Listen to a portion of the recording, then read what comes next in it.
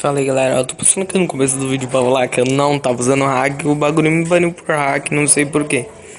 E aí fica aí com. E fica aí com o vídeo. Falou. 教えてよ、教えてよ、その仕組みを僕の中に誰かいるの壊れたよこの世界で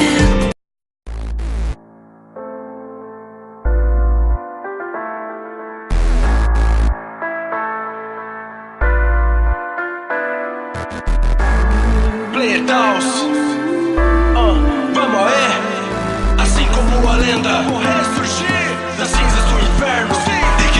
Eu caminhei pelo inferno por amor ao meu irmão. Aonde estiver, eu serei sua proteção. Com os pés em sangue na margem da penitência. Um dia vamos ver a luz, então eu tive resistência. Ilha da rainha da morte em seu lugar. Não se preocupe, Shun, eu ainda vou voltar. Até buscar a armadura, não vou me entregar. Mesmo no inferno ainda posso suportar. Odiar a tudo era o único propósito. Meu mestre me ensinou a ter força pelo ódio. Durante o treinamento ele matou a sua filha. Naquele momento despertou a minha ira. Tomado pela fúria, acabei com o meu mestre. Perdi meus sentimentos, só o ódio prevalece. Não era esse o destino que eu quis, mas foi assim que eu virei Kid Fênix. Como a ave imortal, eu nunca vou morrer. Lenda sobrenatural, eu vou renascer. Olhe pro alto e vê, voltarei mais forte quando eu reaparecer. Assim como a lenda, vou ressurgir das cinzas do inferno. Kid Fênix.